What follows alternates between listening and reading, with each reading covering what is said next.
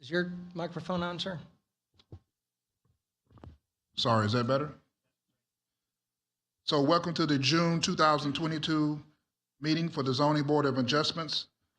Starting time is 6:02 p.m. Call for a regular meeting.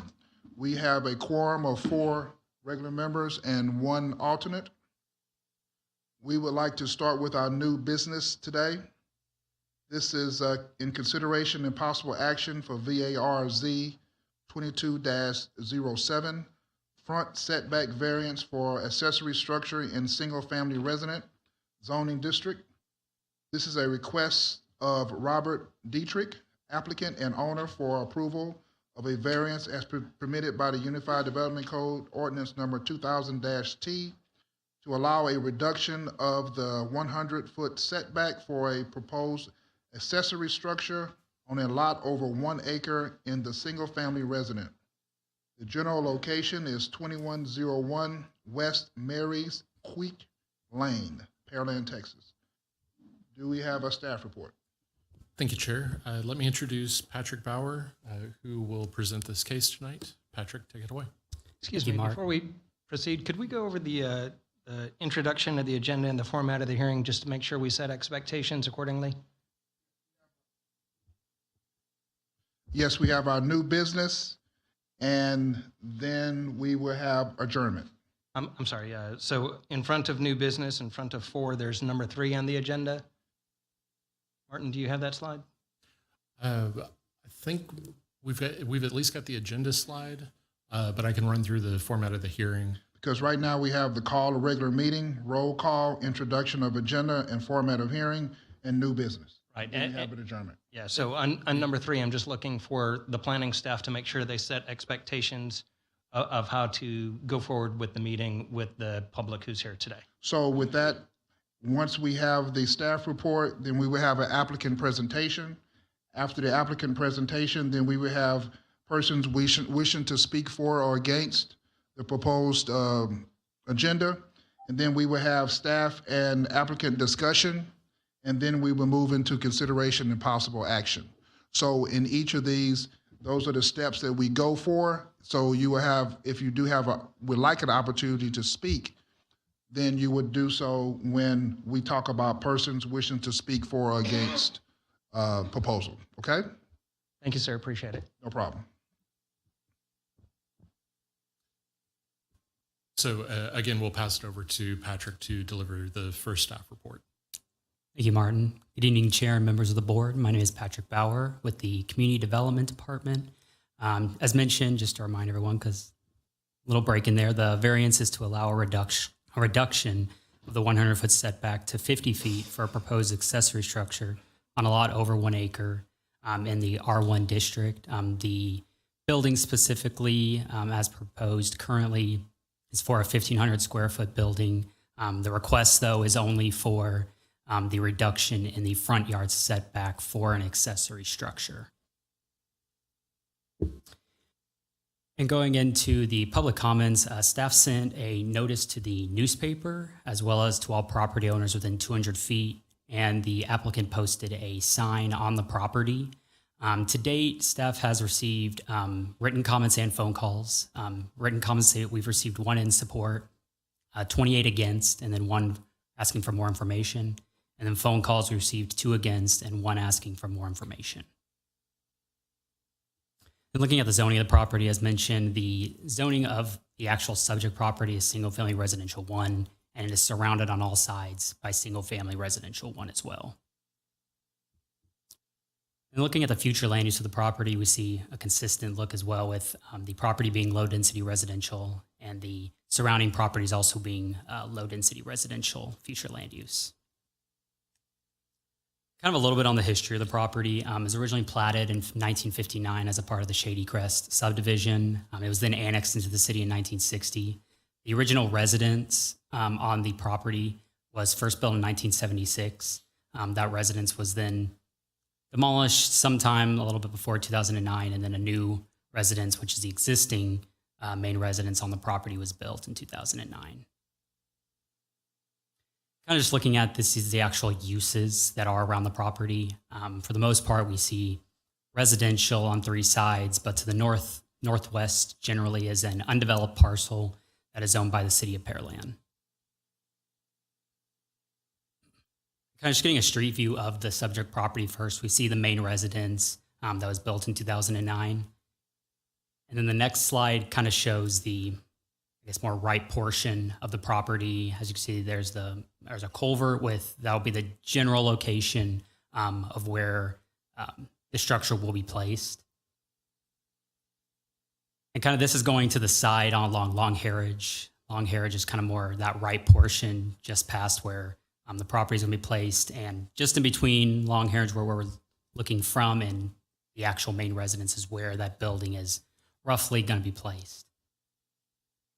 Then we just get another view from Long Heritage going back towards the creek. We get a view of like actually the rear of the property. You can see the gated portion going down towards the creek. And this last one's actually looking up from the creek towards the actual like back of the property. Kind of showing the sloping somewhat of the property. And you can generally see kind of the back of the property and how the grade kind of moves. We kind of get a view of like what's actually around the property. As mentioned, to the northwest is that city of Pearland owned property, which is undeveloped. And then we get a view of the adjacent property to the northeast across Mary's Creek, which is also a residence. And on the next slide, we kind of look at some more adjacent properties. This is actually across Long Heritage, which is more roughly southeast of the property. And looking kind of south across like the intersection of Long Heritage and Mary's Creek is the right image, which is another residence. And finally, we get right across from the property, looking from the front of the subject property's main residence across the road there's more residential properties as well. And so here's a general illustration of what the building, from what the size was mentioned as well as how much further they would like to move it up. They mentioned it as a 30 by 50 building. The general dimensions of that, it's generally mentioned as being more long ways, but that can still be, the size is not what's being looked at today. It's just the distance. So you can see the 50 feet from the roadway or property line. And as well as we show where the 100-foot setback would actually put you on the property. It would be further back and more behind the main residence rather than right next to the main residence. And kind of looking at the approval criteria, we see that the request meets 6 of the 8 approval criteria. And staff does find that there does exist a physical hardship on the property. The floodplain, it is a hardship for the property. However, the request does not meet criteria 2 and 8. And specifically, staff has some concerns regarding the reduction in relation to the size of the building and what is proposed. As you move closer, the size of the building can matter, as accessory structures are meant to be subordinate to the main residence. And having something 100 feet back, it may still be a larger building, but having it further back may make it look like it's still subordinate. That's why generally on larger properties where you can have larger structures, the 100 foot is something that typically is required. As you move it closer to the road, you will have a larger structure that when it gets closer to the main residence, it can look less like it's subordinate and actually an accessory, and it looks like it's another building that is like the primary use on the property. So moving the building closer does have an impact on how the size is viewed and then the height. And these are just some concerns that weighed into staff's recommendation. And so just to mention as well, if the board were to approve this, the applicant will still be required to meet all other development regulations in the R1 district, as well as any other accessory structure regulations. And as well as they'll have to meet all building, fire safety, and engineering requirements such as drainage to be able to put the building on the property. So in light of all that, staff does not recommend approval of the requested variance for reduction of 50% in the 100-foot required setback for an accessory structure, so reducing it from 100 to 50. However, should the board choose to grant the variance, The board needs to consider the extent of the reduction while taking into consideration how the surrounding properties will be impacted and if any conditions should be required to mitigate the views of the structure towards the other properties. And that concludes staff's report. Before calling for the applicant presentation, I just wanted to interject. If you go back to one of the original slides that Patrick had, you might have remembered he's mentioned that there was some undeveloped city-owned property. That is not undeveloped as in it could be developed. That is undeveloped as in it was a FEMA buyout lot. There are restrictions on development there, and that is why the city owns that property. And I just provide that comment because when I think part of the issue that's going to be at today's hearing is floodway and floodplain. And while those things are always real, and we always are concerned about floodplains, this is a repetitive loss type environment. Some of these homes have been flooded in the past, and that home that's immediately adjacent to this has been flooded so much that nobody can build on it anymore. As a clarification, Lawrence, would that be the tag that says undeveloped on the screen? Is that where you're referring to? The Yes, city-owned? so if you see the subject property outlined in red, it is the property immediately to the left of it. Okay, thank you. Thank you for the background. Thank you, Patrick. We'd like to move into applicant presentation. Is there an applicant here that would like to present? Yes, sir. Would you go to the podium back there and state your name and address for us, please?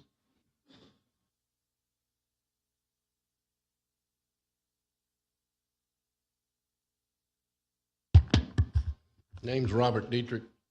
I live at 2101 West Marys Creek, which is what y'all been looking at. All right. I'm asking for a variance to put a metal building 50 feet off my property line. And the main reason is, if you look at this map right here, if I build it farther back, I'm in the floodway, not the floodplain. Y'all are welcome to look at this, but this came off of y'all's city stuff right here. So I'm kind of stuck being able to put a building here. And by the way, this is 1.02 acres. If it was less than an acre, there's different codes that apply to this, okay? By going farther back, just like Patrick said, it's a big hardship on myself. This is the best site on my property to put this building. Farther back places it in the floodway. There is a lift station right there on Long Heritage that me and my wife smell sewer fumes all summer long as this thing cycles. If that building was there, it would alleviate a lot of those fumes. I mean, it don't sound like much to y'all, but it is to me and my wife that sit here on the back porch smelling this stuff. This building would alleviate that, dissipate it over. The vent on that lift station is an 8-inch piece of pipe, and it comes up in goosenecks, and it's about a foot off the top of the station. I mean, I actually measured it again today. This building is actually 75 feet from the edge of the road back. So there's not really any problem as far as people seeing the turn there. There is a stop sign there that most people run anyway. They might need to learn how to stop. But I don't know what else to say. I mean, this building is being built to put my motorhome in, my tractor, lawnmowers, etc. I'm a type of guy that likes to piddle. You know, I'm not a mechanic. I don't run a professional business out of this or nothing else. Just want it for my playroom. Thank you, sir. All right. Do you have any persons wishing to speak for or against proposal? Yes, sir. Have you signed your name? Did we get all the signatures we need? So far, I have not had anyone turn in a yellow card, but if y'all, So for the public's information, we're not going to have any issues with you speaking. Before or after you speak, on the table immediately outside those double doors, there's a yellow sheet of paper. It's a speaker request card. We need to make sure that we get your name and address on that speaker request card, please. So please, you raise your hand first, so you go ahead, sir. You have two and a half, we have 3 minutes to speak, okay?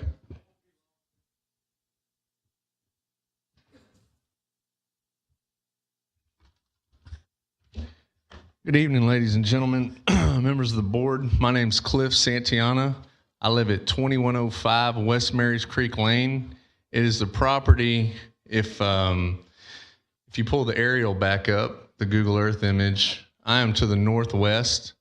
My property borders the undeveloped, the FEMA lot, if you will. I saw the sign out in his front yard, and I took the liberty to walk over and talk to Mr. Dietrich about what was going on and what the plans were. It's just the kind of neighborhood we are back there. He walked me through everything, and for public record, I want to say that I'm not opposed to it. I personally don't see any issues with it.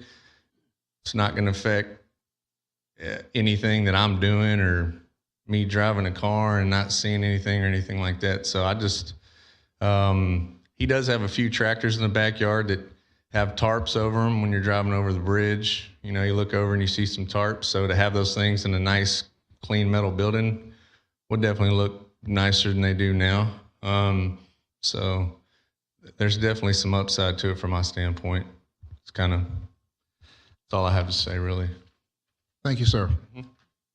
Any other persons wishing to speak for or against proposal? Yes, sir. Please state your name and address, and you have 3 minutes. My name is Brian Armbruster. I live at 4009 Long Heritage Drive in the neighborhood. I'm opposed to granting the variance. There are rules and regulations that were put in place in R1 developments to protect the value of properties in those residences and surrounding area. The setback of 100 feet was put in place by the city for a purpose, and that is to create a sense of community, uniformity, and allow the neighborhood to have a similar appearance throughout the neighborhood. By allowing a structure to be built in front of the 100-foot setback line, you're going to change the aesthetics of the entire feeling of the neighborhood and the surrounding area. A very large barn, 30 by 50 feet, 1,500 roughly square feet, placed adjacent to a 1,700 square foot residence will dwarf that residence and make it appear to be the major structure on the property.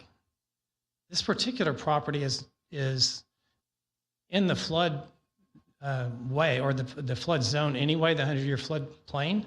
When the new house was built in 2009, they had to raise the elevation of the property in order to build the house. Similarly, if you were to grant any sort of variance, they would have to raise the elevation of the property in order to be above the flood area, which is going to make the building even taller. It will block the sight of vision when you're turning from Long Heritage Drive onto Marys Creek.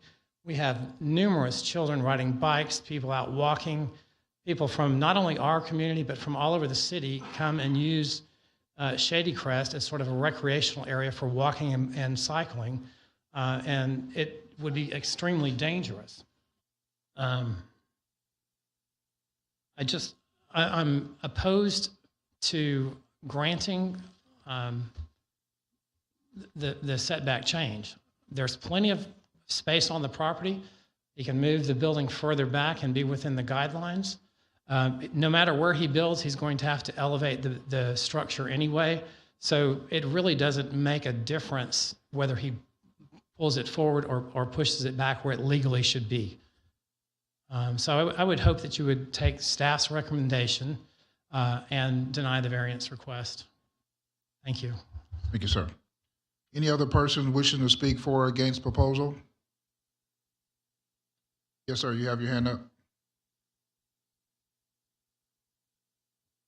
Please state your name and address as you get there, when you get there. Yes, sir. My name is Troy Shull. I live at 3914 Shady Crest Drive, which is down the street from the residence. I hope you all have had a chance to read the emails that have been sent in because they address some of the concerns Mr. Armbruster addressed previously.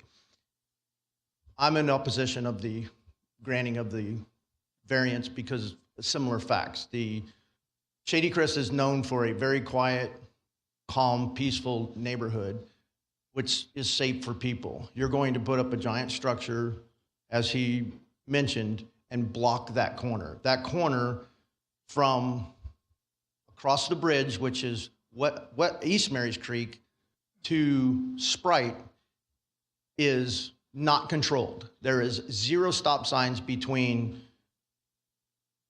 East Marys Creek and Sprite. We have repetitively called the police out for people speeding 60, 70 miles an hour down that. Now you put up a barrier that people can't see around, there's going to be trouble.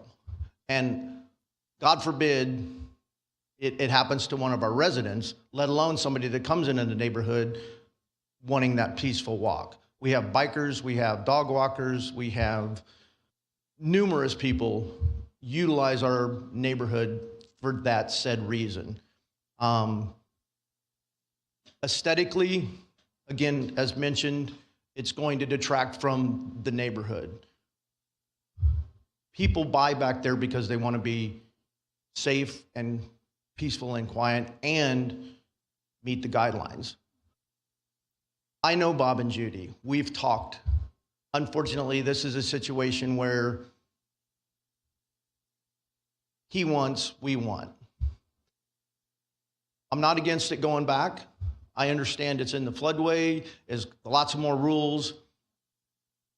When they moved into the neighborhood, Bob specifically asked me, what can I do on my property? And I told him, you can do whatever you want as long as the city permits it. Us sitting at the board, the city is already telling him that we're not going to permit it because you can't meet the requirements. So when you bought the property, you knew it was in the floodway. You knew you knew everything that you were going to be fighting against. Yet now we're here a few years later, and you want to build this monstrosity. And pretty much the whole entire neighborhood is against, if you read the emails, is against putting it up except for Cliff. And that's all I have to say. Thank you. Thank you, sir. Any other person wishing to speak for or against proposal? You can speak, but as soon as you finish speaking, go fill the form and come back. Please state your name and address once you get to the podium.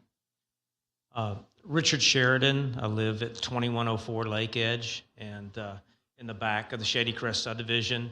It'll be, this July will be 30 years that we built a home and we live back there. And when we built, it's like what Troy, that just lives very close to me, said, you know, we followed the guidelines. I mean, we went to the city, we got a permit. Every time we've done 2 major renovations on our home, and we've added a 3-car garage.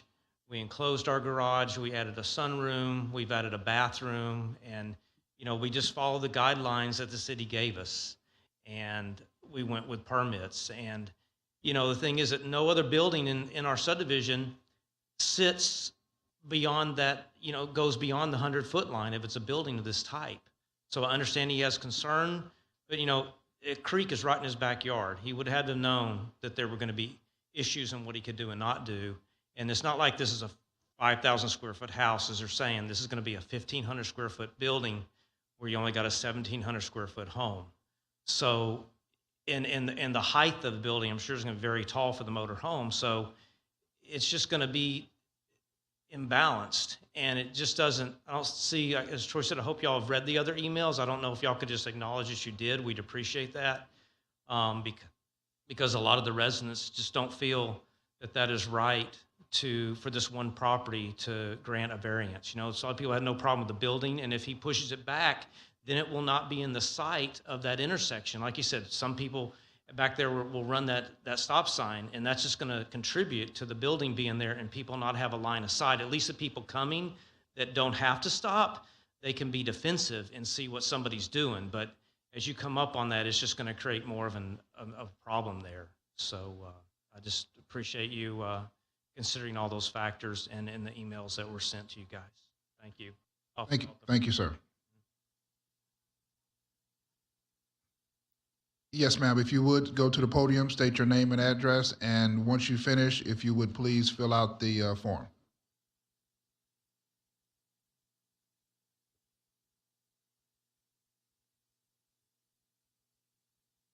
My name is Judy Dietrich. I live at 2101 West Marys Creek Lane. We sold our home at Town Lake Estates. We're well aware of following the rules. They make it sound like we don't follow rules. We do. We're a very quiet couple. We don't make any noises. As far as running stop signs, I've witnessed several people at the stop sign. I'm looking at one that run it all the time. The wrecks that we have seen too in the neighborhood already sitting on the back porch is further up where Roy lives. When you go past our house, there's a stop sign. There's been 2 wrecks there already. Our barn is not a monstrosity, whatever you want to call it. It will be built nicely. One side of it was going to store the motorhome. The other part will kind of do like a lean. If we have to move it, we are going to have to cut down trees, which we really don't want to do. We've already had to cut down 2. Move the fence back. That's a hardship. My house, per State Farm, is not in the flood plan. And I know that because I'm paying flood insurance. So the house is okay. The barn is going to be built up. As far as hardship, you have plenty of room to see from that stop sign to that bridge. I know because I live there. I watch the cars every day. I can tell you pretty much who leaves that neighborhood and who comes in that neighborhood. I'm the first to call Troy a lot of times if there's a problem. I do obey the law, and so does my husband. Several family members are law enforcement. I respect the law. But I do wish you would consider the variance. Will the barn look nice? Yes. Almost everybody in that neighborhood has a barn. Now, our property, I grant you, is on the corner. I can't help that. I love the neighborhood. I like a lot of the people that I have met. But I think when you put a sign up like that, you pit neighbor against neighbor, and that's just not a good thing. Thank you. Thank you, ma'am. Any other persons wishing to speak for or against proposal? Okay, we're going to move into staff and applicant discussion. Questions?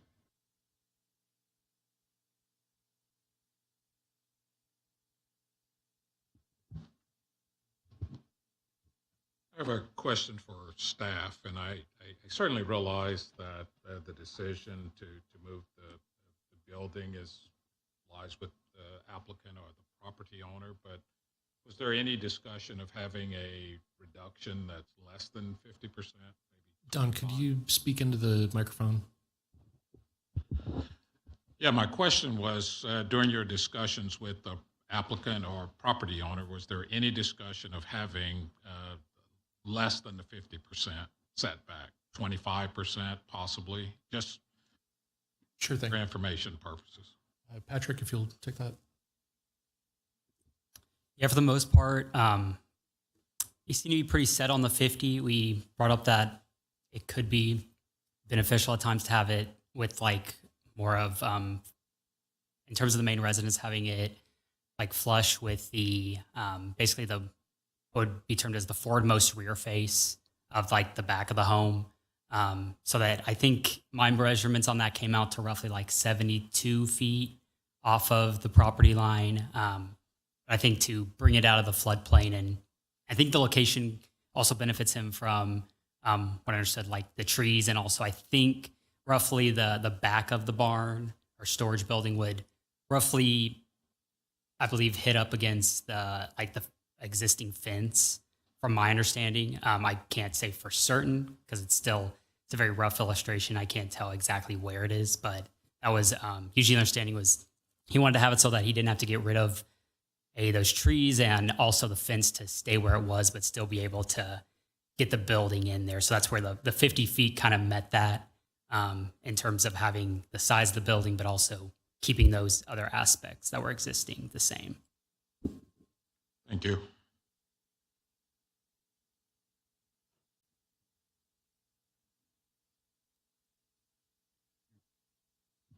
I just had a question of staff. Did y'all digitize the replies that were not in favor of the variance? You have a copy of them? In other words, I don't have a copy of those. So I believe staff sent those out earlier today. Via email. Okay. So- My fault, I guess. I haven't seen them, so. But we did have many of them coming in day of. So we were trying to batch them and ship them out. Okay. Well, thank you. I have a question for staff. When it comes down to the neighborhood for Pearland, didn't we have a case where the size of a building had to be a certain size compared to the home you have to build? What's the regulation on that? So the regulation on size of accessory structures is based off of one of two things. It can be based off of 50% of the square footage of the livable area of the residence or 5% of the lot area. And unfortunately, with the regulation, it says whichever is greater. Okay, so the lot area is 1.6, I think you said? Right. So the 1.03. 1.02 okay. acres. So that gives you roughly 2,200 square feet Okay. of buildable area for accessory buildings. My next question is, I guess staff, Patrick, in discussions with Mr. Dietrich, is there any other way that y'all can come up with the dimensions on how to work this with the size, with the height, I know he probably needs the height for the camper. Yeah, Right. the camper, your height has to be a certain height, so it's Right. tough to get around that one. But from discussions, the 30 by 50 would meet their needs in terms of the storage that they wanted to supply. I couldn't tell you how big the camper is, if it could work around it fits this much and then that much is is there some that they can lose on that so that they can still fit everything. But I don't know the exact size. Maybe the applicant can kind of give a better explanation for why that exact size is needed or how he came to that. Because I don't think and it may have been a while. He probably told us in the beginning why he wanted that exact size. But since then, it has slipped my mind. But from the start, the 30 by 50 was the size that he wanted. And that was consistent throughout.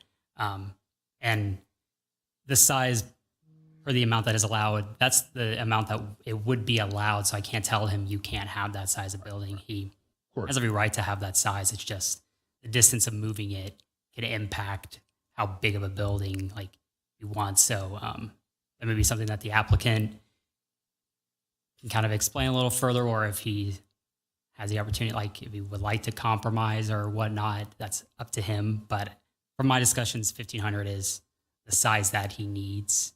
So right now we're looking at the distance of where the structure should be. It's not applicant to because if it goes any further back, it's into the creek or leaning against So it's not in the creek. I think, is that Mohammedia or Martin? You can kind of see this is the rough. These are still in GIS, so stuff can get kind of moved a little bit sometimes. But I don't know if the hatched area, if you see that hatched area is the actual floodway. Gotcha. And then the actual, I can't tell if usually it's lighter blue. That would be the 100-year floodplain. So and our engineer can confirm that most of the property is either in the floodplain or the floodway. I think the portion that he wants to put it in is the 100-year floodplain, not the floodway. Okay. And the only thing that I would add into this description before we kick it over to engineering to elaborate more on floodplain versus floodway, you can see here where the property corners for the intersection of West Marys Creek and Long Marriage Drive. You can see that this property corner, again, GIS is not a perfect science when it comes to lining up the aerial image with where the data points are. So I would say that based off of this aerial, everything is probably shifted to the south and east versus what the data, the points for the actual property lines are. So this property point is probably closer to being here, which means that this property corner probably shifts in further to the property, which would then shift a lot of this information further north and west. Okay. Again, we've got our engineer here, so I'll kick it over to him to kind of help elaborate on floodplain versus floodway and how these things affect the development of property. Okay. Good evening. My name is Parviz. I'm Assistant City Engineer with City of Pearland. So if I want to summarize the difference between floodplain and floodway is if they want to put any kind of development, including building, just dirt within the floodplain, just the blue area, the dark blue, you can simply do it by mitigating. So if you're putting, I'm just going to throw out a number, 1,000 cubic feet of field, including the slab of the structure inside the floodplain, you can mitigate that by cutting equivalent of 1,000 cubic feet somewhere else in your land, remove the dirt from your property and make it work. When it comes to floodway, FEMA has very restricted rules. There needs to be some kind of hydraulic study done to prove that there is no negative impact to the floodway. It's not impossible. It's challenging to prove that. There are ways it can be done, like with the building on pier and beam elevated above the BFE of the floodway. I don't know if that works for the applicant or not, since he has some vehicles going to get into the to the building and out. He needs to have some kind of ramp, which requires more fill. So it goes back to the same issue. Can an engineer prove there is no impact? That's a question that needs to be done by a professional engineer. Again, on paper, it can be done. It's a tricky question to answer. And when it comes to floodway, according to our ordinance, which is adapted somehow from FEMA requirement, you need to do a process called LOMAR, a letter of map revision, to remove the property from floodway. And that is not, again, it can be done, but it's very difficult. Okay. Mr. Dietrich, do you mind giving a more detail of why you set at the 30 by 50? Would you mind explaining that a little bit in detail for us, please, sir?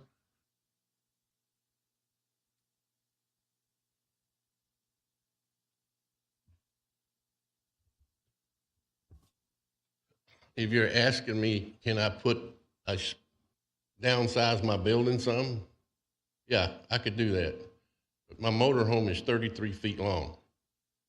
It's 12'2" to go in a garage, okay? I mean, I do have one other option, but, you know, I can put, where I store it right now, I could build a cover for it, and I could downsize this building some, you know, it wouldn't have to be, you know, for a 12-foot door, for you something to put 12'2" motorhome in, you gotta have a 14-foot door. Right. Which makes it a 16-foot size, which is a big building. I'm not gonna deny that. Right? I could downsize it some. I wouldn't need nowhere near that eave height. You know, but if that's what you're asking me, I can certainly do that. Okay. I'll just wanted to ask the question. I mean, that's why we're here to Then make I the don't want to discussion. get into, okay, you're putting another structure on your property, you know, even though it would be over concrete. I don't know what the rules are for that, but I want to, you know, I've got a $100,000 motorhome. I would like for it to be under a cover. Understood. Thank you, sir. All right. Thank you, sir. Any other question? Yes. Yeah, Mr. Dietrich, could I ask you another question while you're there, just to save time? Sorry. No, go ahead. If I'm reading the map, the way it's up there, you're asking all of the barn, if I'm correct on this, all of the barn to be in front of the 100-foot setback. Is that the correct explanation? All 50 feet? It would be all of it in front of it. You know, if this was less than an acre, it's 50 feet. That is the code. Right? And I'm at 1.02.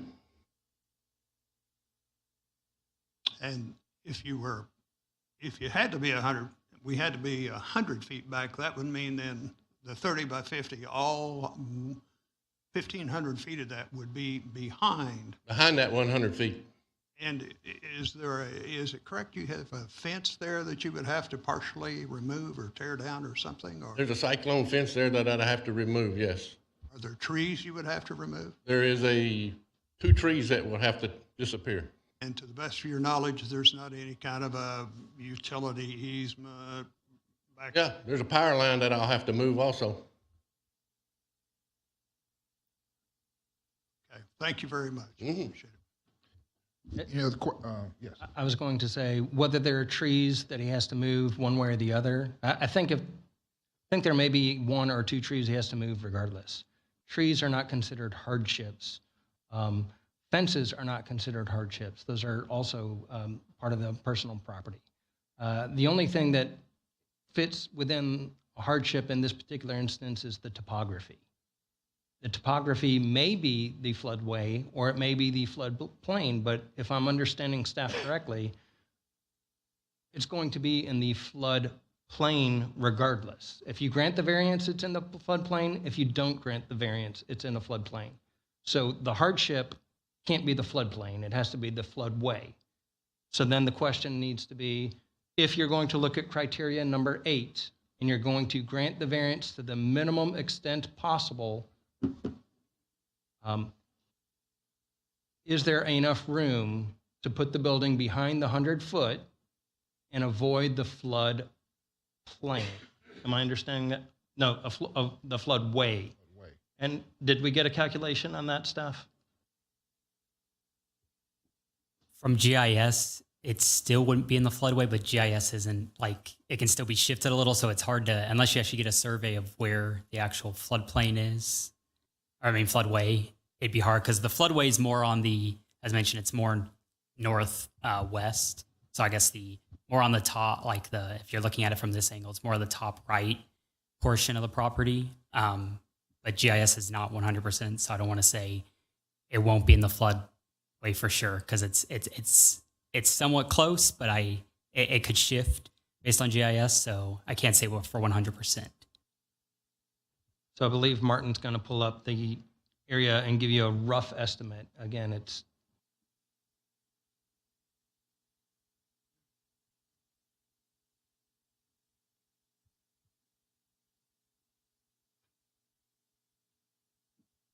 So just to walk you through what I'm showing on the screen, I see the back of the house to the front of the property at roughly 88 feet.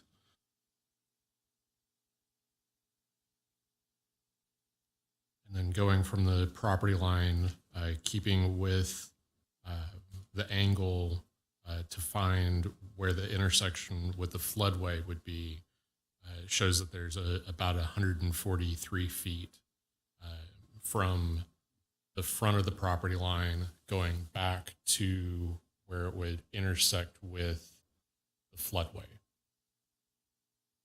So that's saying that there is roughly, again, rough math here, about 40 feet of area that may be behind the 100-foot and outside of the floodway. Now, of course, we've heard some discussion about removal of trees, and we've also heard that that's not and should not be a part of the discussion, but that is properties of the property.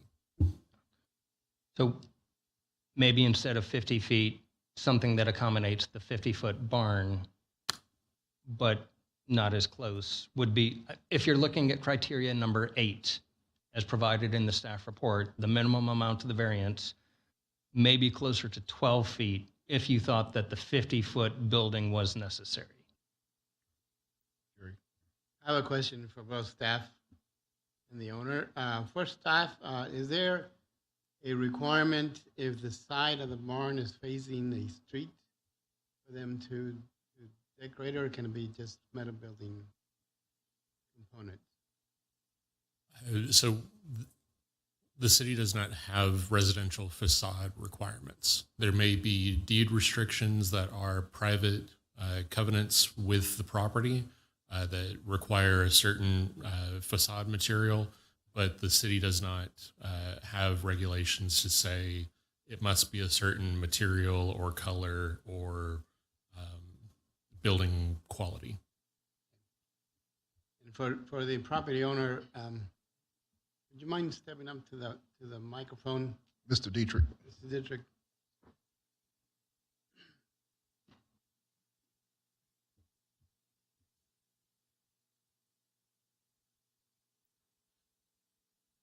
That's the question? Yes, I do. I was wondering if you would consider moving the building further back. I understand you have to cut a tree down and move the fence, but would you be interested in considering moving the building further back? How much farther back? 20 feet would be, instead of 50, it would be 70 feet from the property, from the street side. Yeah, I could go It seems 70. like you would still be outside of the concerns with the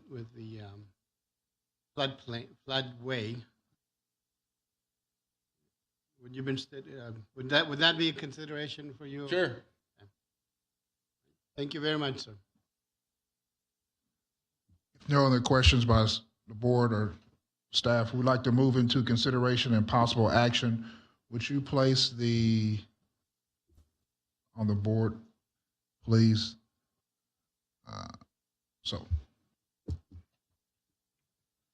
Okay, I make a motion to approve variance application VARZ 22-07 as presented.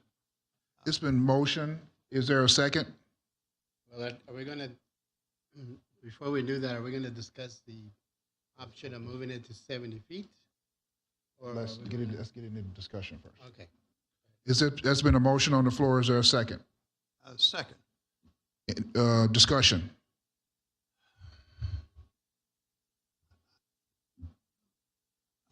I want to say this is Mr. and Mrs. Dietrich, or I'm sorry, Mr. Dietrich. Okay. However this turns out, this is not an easy one for us to be Solomon and divide the baby, and this is a little complicated. So whatever we decide is not a criticism in any way. It's just our best interpretation of what information we're given up here tonight. That's all we have to go on. So I'm sympathetic to what you're saying. I'm also reading very closely what we think the floodway and the floodplain may be on your property there. And I am cognizant of the fact that, as our city attorney has pointed out, that the property to your northwest, I suppose, has had to be taken over because of the repeated floods. And that's a concern of mine.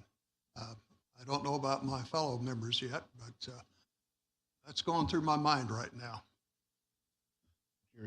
Jerry, you wanted to say something? Well, the motion's been made already, though. That's what I was going to. You can say what you need to say during this, and then if an amendment is necessary, if you feel an amendment is necessary, you can make a motion to amend. Or if Mr. Shrum, if you agree that you don't have enough information, I'm sorry, you didn't say that you didn't have enough information. If you want additional information, like for a survey to show exactly where the boundaries are in regards to the distinction between the floodplain and the floodway, you could always postpone to get that exact dimension on the survey so you know how much room you have to work with. I believe I have enough information. And I would make a motion to approve the variance with the condition that it be moved 70 feet, not 50. I would yield to that motion and agree to that modification if. So we currently have a motion on the floor. Right now, we need to amend the motion. Would you be okay to amending the motion to what you stated as in 70 feet? Chair, if I may. Yes. It may be beneficial, especially because we are dealing with a line on a map that we don't have accurate. I feel confident saying I'm not going to base my decision or my recommendation off of our GIS just because the data may not be exactly 100%. It may be wise and beneficial to have the applicant get a survey showing and delineating where the floodway is, just so that way that information can be a part of your decision. Again, if y'all feel comfortable and confident moving forward with the decision, then that's completely up to you. But I do want to throw that out there as benefit to your discussion. That may cause theoretically a month delay. If you were to do that, it should not actually be any additional cost because I believe a survey with that exact dimension will have to be on it when the building plan is being submitted. Correct. They would need to show that information. They would have to have that survey showing the delineation between the floodway and the floodplain when they come in for building permit anyhow. So that cost is going to be borne by the applicant regardless.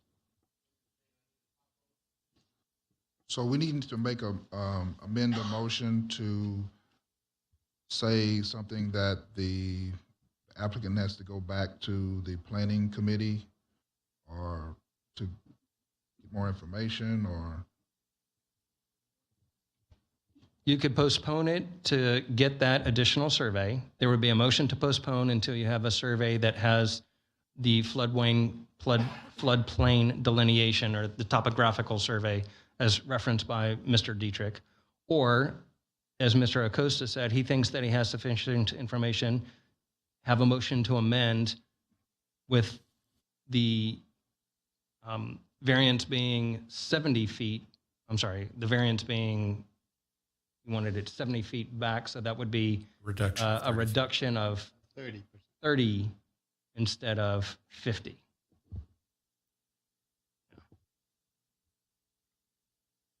so what are we have a motion on the floor currently. So we need to amend this motion. I mean, I can support an amendment to postpone, but Yes. I do think I have enough information. Mr. Shaw, I'm sorry, but the No. opportunity for public testimony is only at the beginning. Sir, no. No, not at this time. I'm afraid not, sir. The way that the agendas work and the Open Meetings Act worked, we're not able to do that. So right now we have a motion on the floor to approve variance VARZ 22-07 as presented. And we have a motion on the floor to have it amended to adjust to a 30-foot setback. I don't think the second motion is on the floor yet. I think that Mr. Costa said that he would be interested in that motion, and Mr. Shrum said that he would be interested in seconding that. I didn't actually hear a so moved in a second. Correct. So we need to vote on the first motion. VARZ 22-07 as presented. You actually don't need to make that, you don't have to vote on the original motion. If somebody wants to make a motion to amend, that can come at this stage right now. So let's make a motion to amend.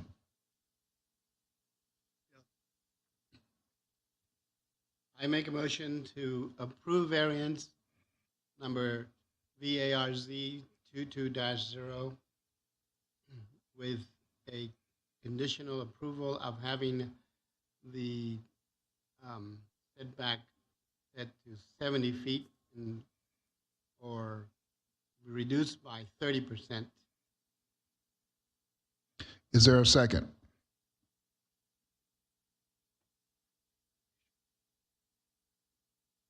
If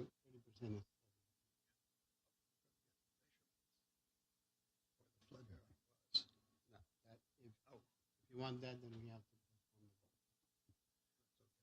Then motion is not carried. Motion is dead. The motion failed for Motion lack of a failed, second. the lack of a second. So we need to make a motion to approve variance VARZ 22-7 as presented. Is there a second? I'd rather make a motion to postpone the vote till we get information. Is there a second? There is a second. There's a motion. Is there any discussion? All in favor, raise your hand. All opposed, raise your hand. Motion carries 5-0. We'd like to move into our next case with the consideration and possible action of VARZ 22-12. This is a fence variance for residents in suburban residential zoning district. A request of Rafael Azevedo, excuse me for mispronunciation. Applicant on behalf of Adrian Gomez, owner, to allow variances as permitted by the Unified Development Code Ordinance number 2000-T to allow a 6.5-foot high decorative fence within the front yard in lieu of the 4-foot permitted. A 7-foot high PBR metal panel, purling bearing R panel fence within the front yard fence in lieu of a required 4-foot decorative fence, and a residential fence to be located within 15 feet of a public street on approximately 1.019 acre tract within a suburban residential district. The general location is 16630 Berry Road, Pearland, Texas. Staff report. Thank you, Chairman. I'll have staff planner Patrick Bauer go over this request with you. Thank you. Thank you, Mohammed. Good evening again, Commission.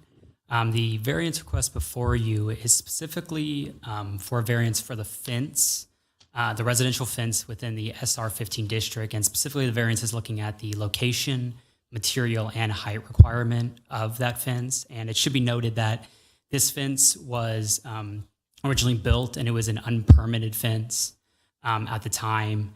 And now they're coming back in to remedy the fence that was built that was non-compliant. And below you can kind of see the request is, if you look in the request table on the side of it, it's broken up into two different sections. And if you'll notice, the rest of the presentation will kind of follow this. One portion will be mentioned as the front yard fence portion parallel to Berry Road.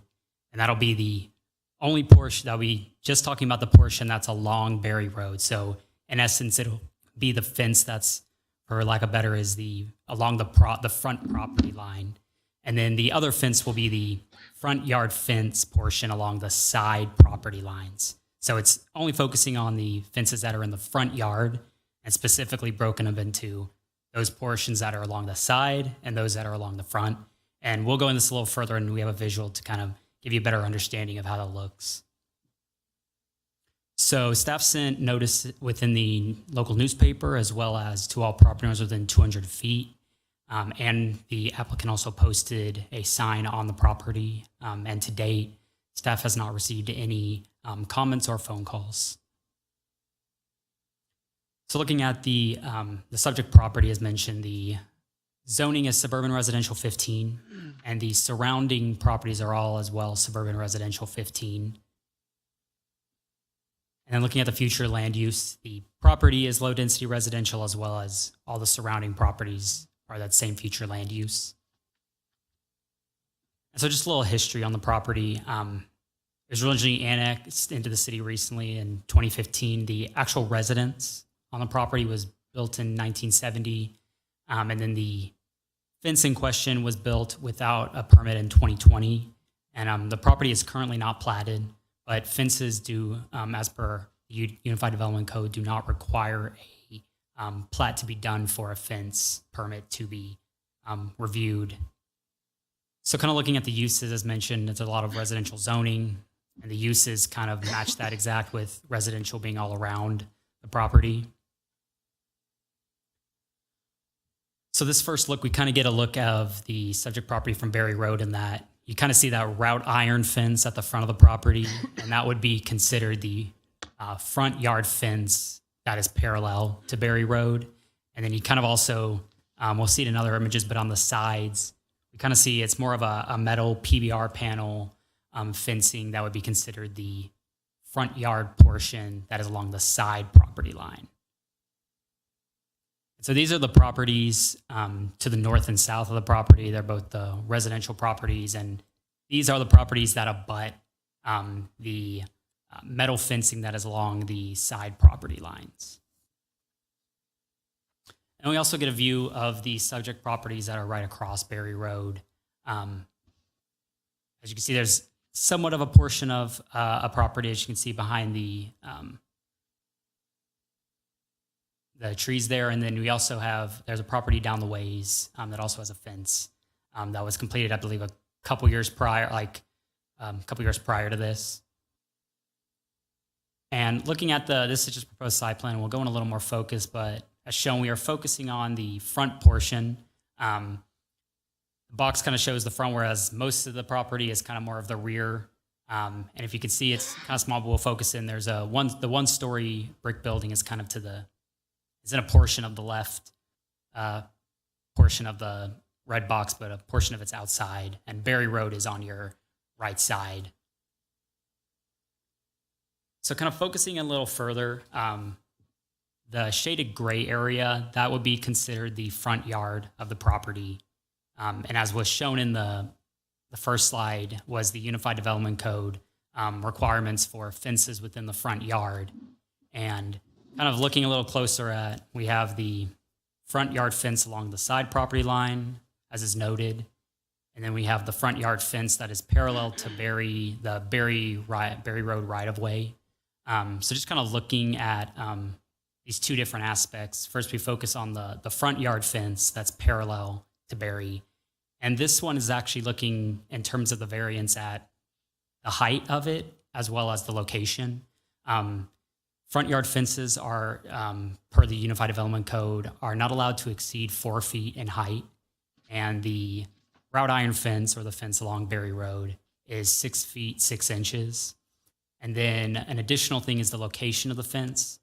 The location is required to be 15 feet from a public street or the right-of-way or of the public street. And this property, the fence along Berry Road right now is at 0 feet. It's about right on the property, kind of in between the property and the right-of-way easement for Berry Road. And then looking at the actual front yard fence along the side property line, we see that there's kind of the two sides have different heights, but we're looking at height, material, and technically location because it continues all the way to the front of the where the front fence is. But the height of the side fences, the one to the south, would be it's about 6.7 feet, which exceeds the 4 feet, and the other one is 7 feet, which also exceeds the 4 feet. And then in terms of the material, it is a PBR metal panel fencing. And in the front yard, the code basically mentions that only decorative fences with a 50% opening are permitted. So it would be more of that wrought iron fence at the front. That would be considered a compliant material for the front yard fence, compared to the side fences, which, if you'll go down one slide, Mohammed, this is the metal panel fencing that we're discussing. And this is a look from the south property and the left, and the right is looking from the north property. And you can see that wrought iron fence in the left portion of that image. And just to mention it again, if you'll go back one more time, Mohammed, to the previous one. So the location is also something with the side, as I mentioned, because that portion also extends 15 feet from from where the right-of-way easement and the actual property start.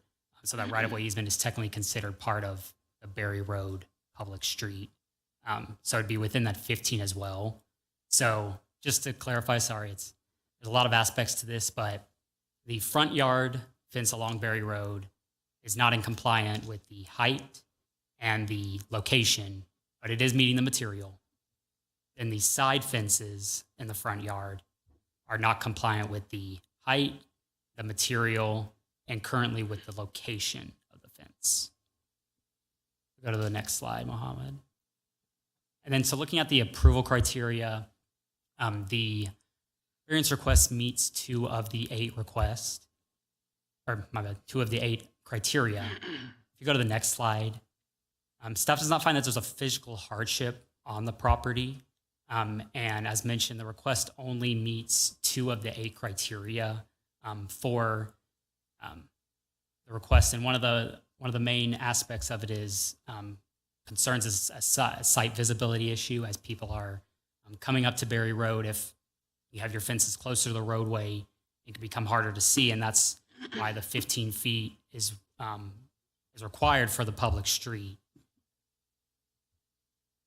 So moving on to the recommendation, this is broken up into 2 different aspects because it's a little easier to digest one portion and the next. So kind of looking at the front yard fence portion that is parallel to Berry Road, staff is not strongly opposed to the increase in height to 6 feet 6 inches. However, staff does not recommend approval of the requested variance for the location of the front yard fence within 15 feet of the property line. So this one, remember, it's for height and location that is non-compliant. The material is fine. It's a wrought iron fence currently, and it is compliant in that aspect. Go to the next slide, Mohammed. But if the board decides to approve this requested variance for the fence location, so if you say that where the fence is right now is fine, staff recommends the following as a condition of approval. That either the sides of the fence within the 15 feet of the front property line shall be changed to a decorative fence, or that they are angled in a sense 15 feet from both front corners to maintain a clear sight triangle from adjacent properties. And then moving on to the actual sides of the property, staff is not strongly opposed to the increase in height to 7 feet or to the 6.7. 7 feet is the higher, so we're fine with 7. However, staff does not recommend approval of the requested variance for the PBR metal panel, which is purlane bearing R panel fencing. But if the board does decide to approve the requested variance for the fence material specifically, then staff does recommend the following as a condition of approval. That the sides of the fence within the 15 feet of the front property line shall be changed to decorative fence or angled 15 feet from both front corners to maintain a clear vision triangle from adjacent properties. And that concludes staff's report. Thank you, Patrick. I'd like to have an applicant presentation. Would you state your name and address for us, sir? Yes, sir. My name is Rafael Azevedo, and my address is 16630 Berry Road, or that's the property at hand that we're speaking of. Do you guys have the slides that I sent in with the additional pictures and stuff? It's part of the report. I think they have access to it, right?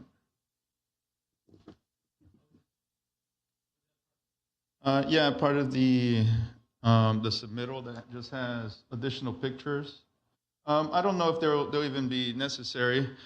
I just wanted to add a few comments. One, just to state the owner's intent for the future and the long future. He intends to stay in this property. He intends to further develop the property, further develop the home.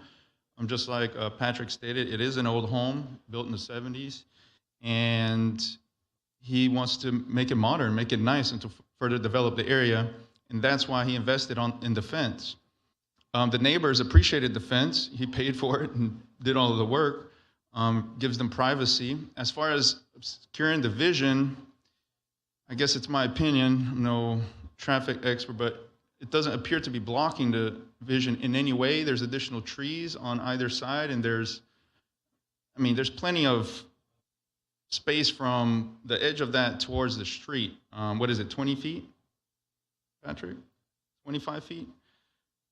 While he looks that up, I just wanted to state also, once we had the surveyor come out, he gave us a lot of information that for some reason it's only in that section of the area or down that street where it's a 40-foot right-of-way. Everywhere else is 30 feet right-of-way, which is fine.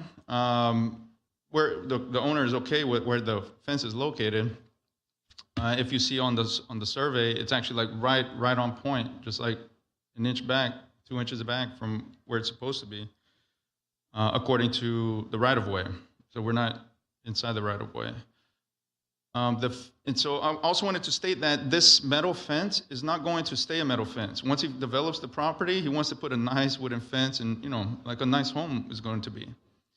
Unlike many of the neighbors, it's still in the development process. The trailer homes, as you saw, and just property that are not developed or taken care of.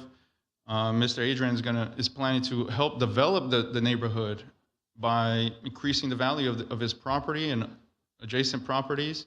And if he financially possible, he'll invest in other properties along that road and in that area. He loves that area, and he's not going to go anywhere.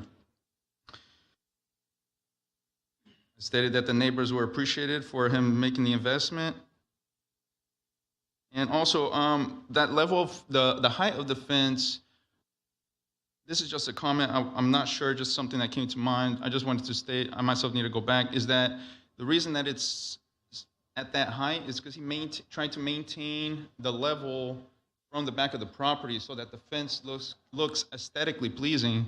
And so it may be a little bit higher, but because of the ground has washed away below, But once again, as he further develops the property, in which we plan to be submitting plans for the new design for the home soon, all of it's going to be further developed as well. I had a question. I think it was answered when you stated the 15 feet where you were saying it's not because it's not the position of the front of the fence, Patrick. You're requesting the 15 feet from where the fence starts further back so it gives clearance of vision? Okay. I believe that's all I have to say right now. Thank you, sir. Any persons wishing to speak for or against proposal? Okay. Yes, sir. I forgot to mention one thing. I hope it's okay, out of position here. Is that also because there's no calls, no requests, or anything like that, the sign has been up for over a year. We started the submission. We resubmitted again because it was so long.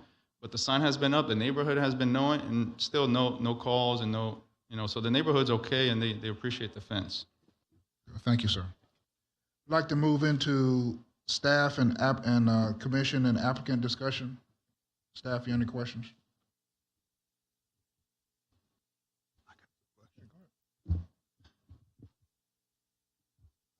I apologize. I have forgotten your name, sir, but I had a question for you. If you could go back to the podium.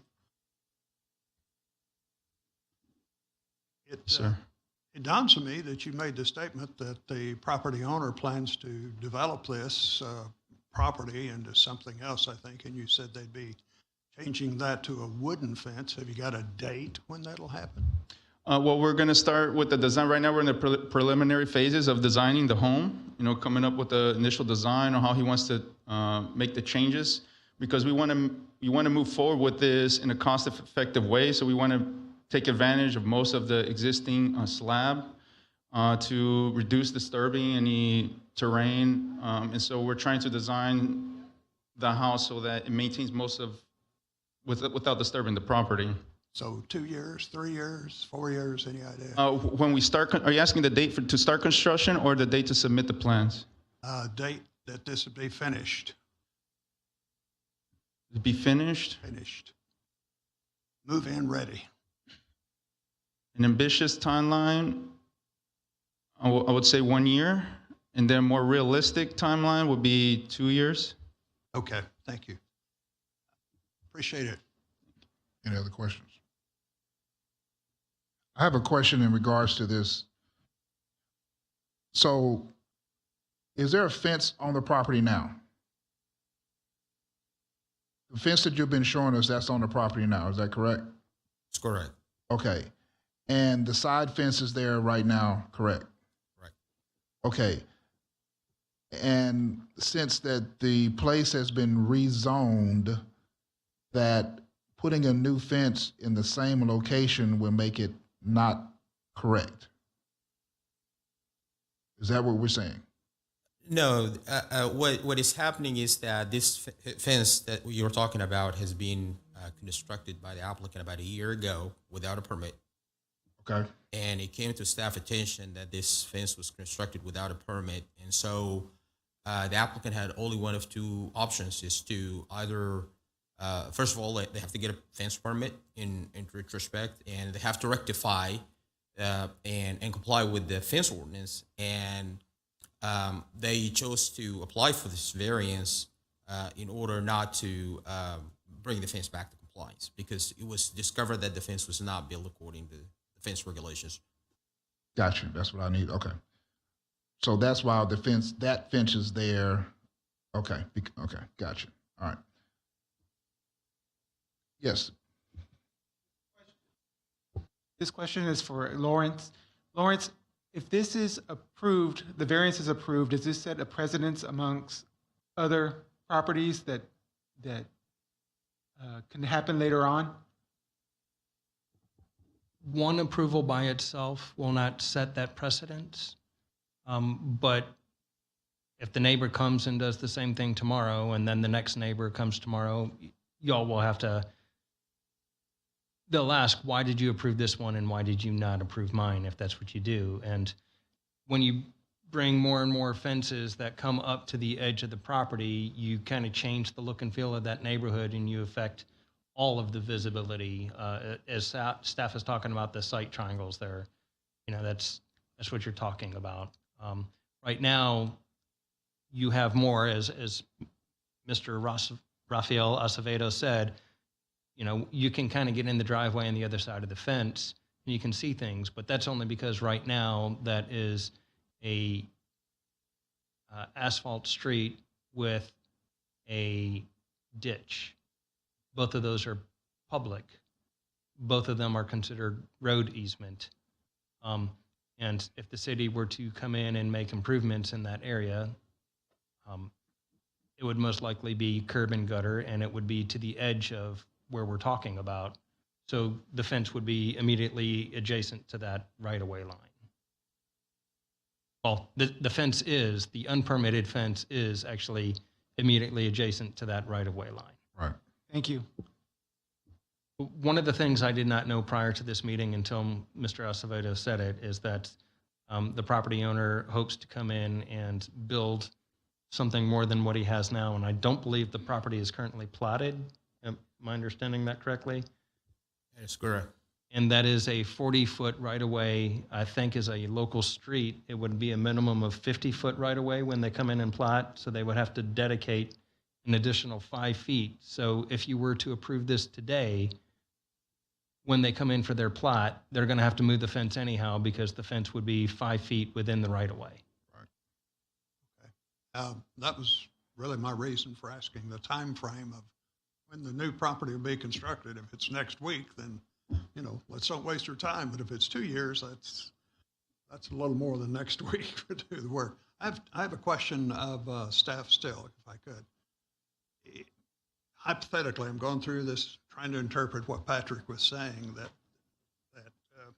staff in certain circumstances here is not necessarily recommending disapproval of the height of the fence on the side, the sides,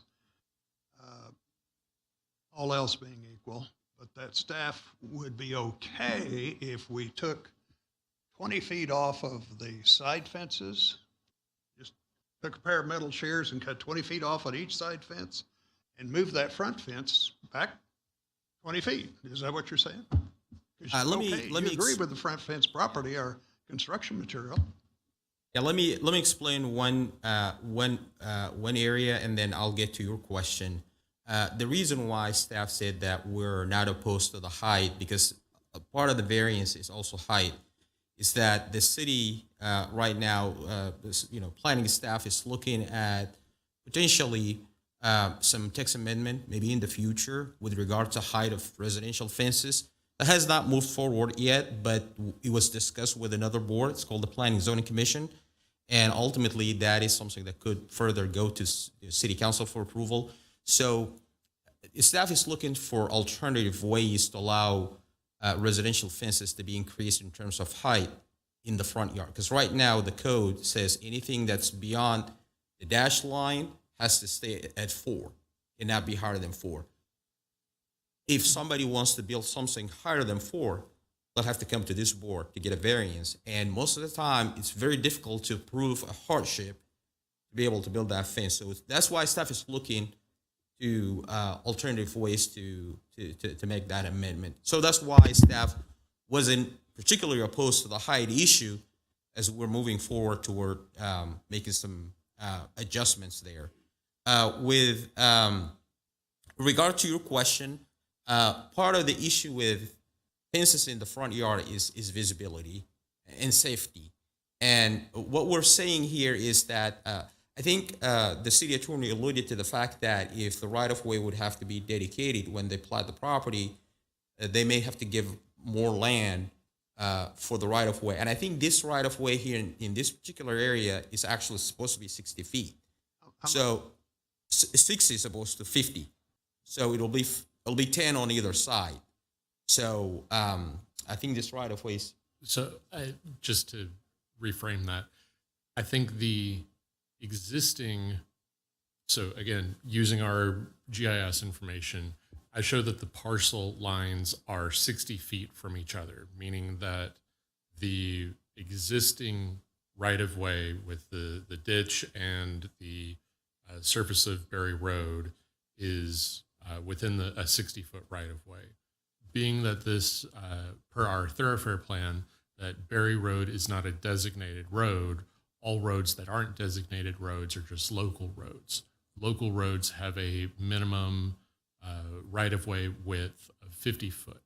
So it is potential that where the property line exists today is already outside of a designated area where additional right-of-way would need to be dedicated, but that does not preclude the need for additional easements or services in order for this property to be further developed down the road. I want to make that clear in between today's fence versus tomorrow's future development. Well, that'd be kind of tough for the builder, owner of the property. Until I guess they apply, they have it surveyed and have it platted.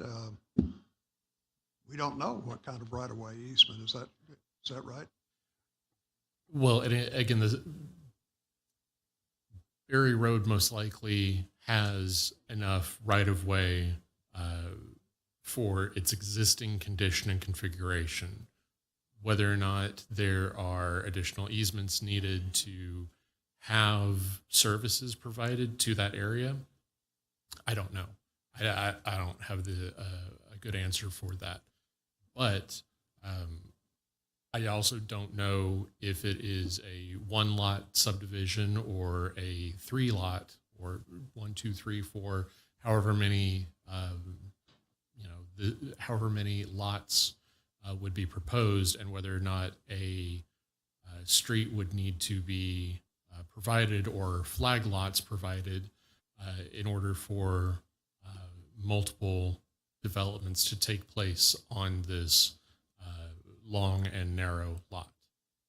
Well, as it exists today, is staff recommending that there not be a front fence then until all of the P&Z is involved with council approval? I don't think that we're recommending not to have a fence. I think that our recommendation is just to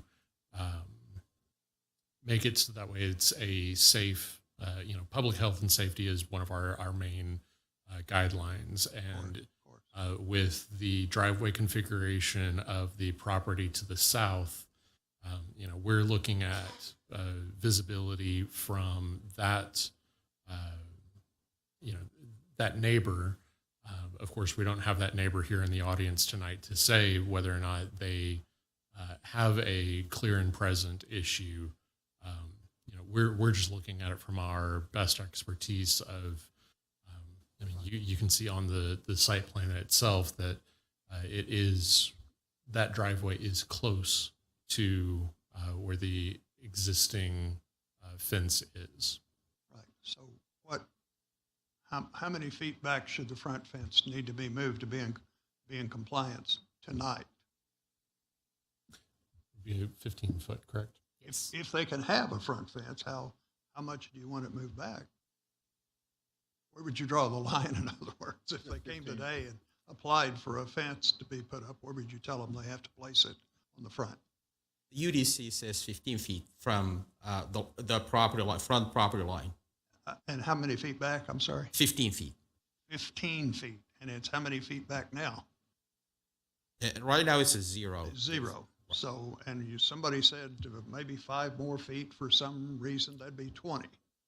So that's potentially we correct. took our metal shears and we cut off 20 feet on each side of the fence and we moved the front fence back 20 feet. Would that be acceptable to staff tonight? And I know lots of things may change in the future, but if it's a property owner and they got to do something, they got to have some kind of baseline to go on.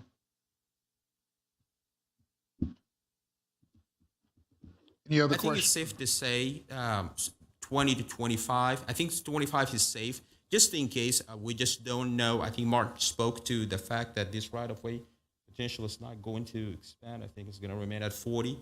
So 15 feet would be acceptable. So 20 feet then, because somebody said an extra 5 feet for contingencies or something. I don't remember what the 5 feet was. I was basing my number off of the diagram that's currently on the screen that shows that as a 40-foot right-of-way easement. If it is actually 60, there may not be any dedication required.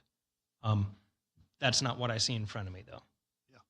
Yeah. And it could be that not every road built in the county was built squarely in the middle of where property lines met. Absolutely. So, it could be that there was 60 foot and you have 40 feet on the west side and 20 feet provided in an easement on the east side that makes up that 60 foot right of way that I'm finding. So I'm applying for a fence permit tonight for that property for the front. So what are you telling me? Give me a number on me. If they applied for a fence permit today, staff would look at where the actual right-of-way, where the center line of the right-of-way is, measure out 25 feet. 25 feet, and then do it 15 feet from that 25 feet. You're correct. So that's what staff would do today. Where that relates to this,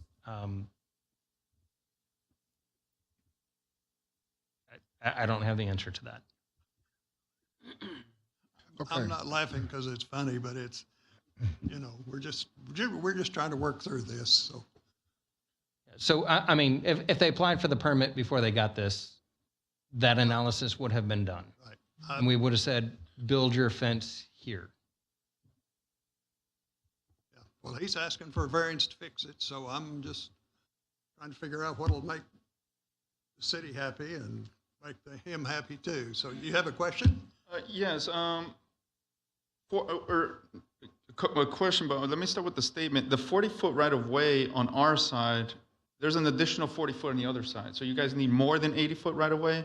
And then my question will be, anytime that the city does development, you get additional right-of-way? Well, isn't the right-of-way already what the city has? Or I'm suggesting that usually you have a 5-foot building line, right? That you got to get from the edge of your property or the right-of-way. Because our edge of property, by the way, is the dark line, and that right-of-way is within. If we're talking about that fence line, the dotted line is outside the fence, so we're within the dotted line of the 40-foot right-of-way. So an additional building line would be a building line, not the fence line, would be where the building would be for that additional 5 feet. I'm assuming, I'm guessing, please, I don't want to put words in your mouth, correct me. We're not here to answer a right-of-way question, is that correct? Or a future replatting of the property. We're here to answer what's on the paper now. Correct. Yeah, and that question will help answer where is the fence supposed to be. Well, I think we're clear on where it's supposed to be. I think I'm not clear. 15 feet from the property line, back from the property line. That's what the requirement is. Yeah, but what code is that? The Unified Development Code. That's 15 feet from the right-of-way? From the Property line, not the right-of-way. Well, it had to be from the right-of-way because the property line is in the road. Sir, that's not how it's written. That is not how it's written. It's from the property line. So, are we in agreement that the dark line in the middle of the road is the property line? Initially, the way it was developed, yes, but the property owner at the time dedicated 40 feet or whatever that distance is for a future road. So that property, although you paid for it at one time, now belongs to the city.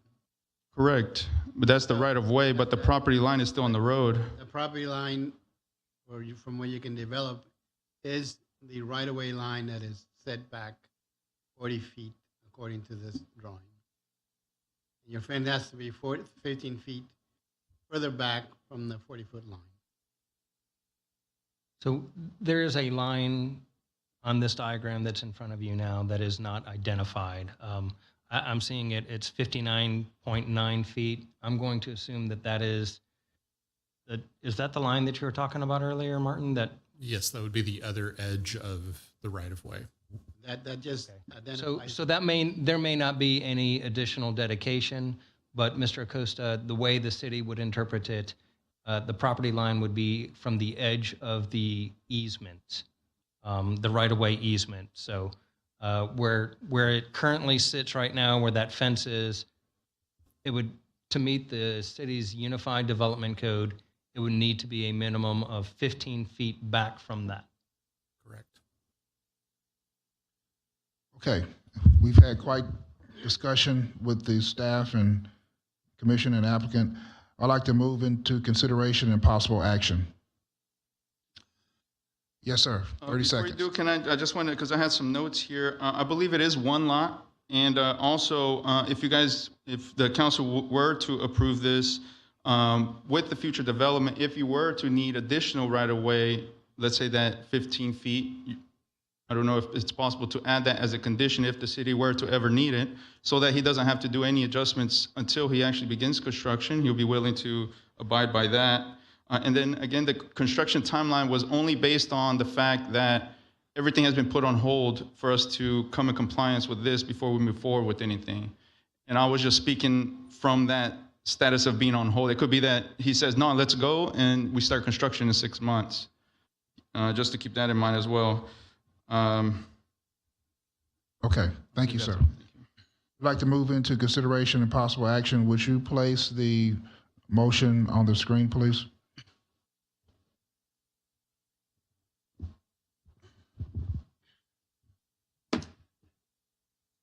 I make a motion to approve variance 22-12 as presented. Is there a second? It's been motion and second. Any discussion? I am I'm going to make a amendment, offer a motion to amend that to conditionally approve the variance with the condition that the front fence line be moved back 15 feet from the existing location. And don't ask me those questions about where you measure from. I don't know where you measure from. Just back 15 feet. So the motion is on the floor and it's been amended to move the front fence back 15 feet from where it is right now. If that's the case, and the side fences, both side fences will have to be moved back 15 feet, correct? Correct. Yes. Is that you agreeing? Yes, sir. Yes, That's sir. correct. I'll bring my 10 snips out. We'll just cut 15 feet off those 10 fences on the side and dig up those front fence posts and have it made. Okay, so there's a motion on the floor with an amendment of the front fence moved back 15 feet as well as the side fences. All in favor? I'm sorry, sir, I didn't hear a second. I mean, is there a second? I'm sorry. I second the motion. It's been second. Any other discussion? All in favor, raise your hand. All opposed, raise your hand. Motion carries 4-1. We'd like to move into our third case with the consideration of. I don't mean to be, I was approving the amendment of the motion. Now you actually have to vote on that amended motion.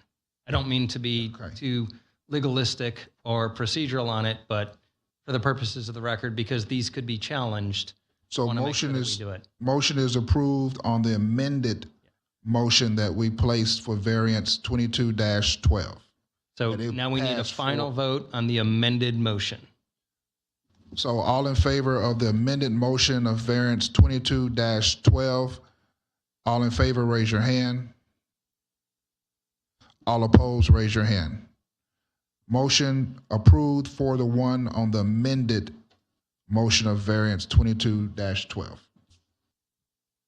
We'd like to move into consideration and possible action for extension request of ZBA application number VARZ 22-02. This is a request by Zamneda Patel. Please excuse me for mispronunciation. Applicant on behalf of Alkesh Patel, owner for an extension of an already approved variance as permitted by the Unified Development Code Ordinance number 2000-T to allow a 5-foot setbacks in lieu of the required 7.5-foot setback in the old town site residential district. And the general location is 2527 South Washington Avenue, Pearland, Texas. Staff report. Thank you, Chairman. So this variance 22-2 is a variance that was already granted by the Zoning Board of Adjustment 3 months ago. As you mentioned, the property is located at 2527 South Washington Avenue, and it is located within the Old Town Residential District, OTR. And that original variance was to allow a reduction in the side setback to 5 foot on both sides. So the board has already acted on this variance and approved it 3 months ago. The request today is just to extend the time for another for 9 months. That will complete it for a year. Basically, the Unified Development Code states that a variance to a standard shall expire within 90 days of the date of the variance petition is granted, unless the property owner or the applicant files a complete application for a building permit within the city within such period. This variance actually would expire in about, I think tomorrow, correct, tomorrow. So the applicant has been working with the city staff to submit a building permit. However, the project has been delayed because of the plating process has taken longer than what was expected. And so the board may extend the time for filing the building permit and application for good cause that's coming from the UDC. And so what they're looking for is just extent of the approval date to March 3rd, 2023. So that gives them another 9 months. Staff recommends approval because the applicant has shown a good cause, and that's the staff report. Thank you. Thank you. Any applicant presentation? I think when some of these rules came out, there wasn't such a thing as COVID. So basically what is going on is the process to get everything prepared is just taking longer than it normally would. Previously, we did ask for grace on being able to do the plat after the variance, which was granted by this group. That is the portion that's taking us longer than the 3 months, is actually getting the plat done. It is definitely in process. We definitely have an intention to start construction as long as possible, as quickly as possible, excuse me. The 1 year extension is the only extension you're allowed to do, is a 9-month, 1 year extension. Our intention is not to start 1 year from now or 9 months from now. It's as soon as this is done. We're actually meeting with bankers tomorrow to get the funding and everything in place. It's just the process of getting it platted that's taking this time. Thank you. Any persons wishing to speak for or against proposal? We'd like to move into staff and applicant discussion. Any questions? Here, would you read the motion? We'd like to move into consideration and possible action. You put the motion on the, yes. I make a motion to approve variance 22-02 for the extension of the time as presented. Is there a second? Second. It's been second. Any discussion? All in favor, raise your hand. All opposed, raise your hand. Motion carries 5-0. We'd like to move into consideration and possible action of extension request of ZBA application number VARZ 22-04. This is a request by Ms. Patel, applicant, on behalf of Alkesh Patel, owner, for extension of an already approved variance as permitted by the Unified Development Code, Ordinance number 2000-T, to allow a 5-foot setbacks in lieu of the required 7.5-foot setback in the Old Town Site Residential District. This is a general location of 2524 through 2528 South Texas Avenue, Pearland, Texas. Staff report. Thank you, Chairman, members of the board. Again, this is a similar variance to the previous, similar request to the previous one. Again, it's for time, extension of time for a variance that was approved by this board in March 2022, about 3 months ago. For the record, the location is 2524, 2528 South Texas Avenue, and it's located within the Old Town Residential District, OTR. The original variance was granting a reduction in the site setback from 7.5 to 5 feet on both sides of the property. Again, I will state the UDC. The UDC states that a variance to a standard applicable to particular use expire within 90 days of the variance petition, unless the property or the property owner or the applicant file a complete application for a building permit within that period of time. The applicant has not submitted an application for this and has been working with the city staff to submit the building permit, but their project has been delayed because of the plat. And the board has the purview to approve or to grant extension of time for filing a building permit with a good cause.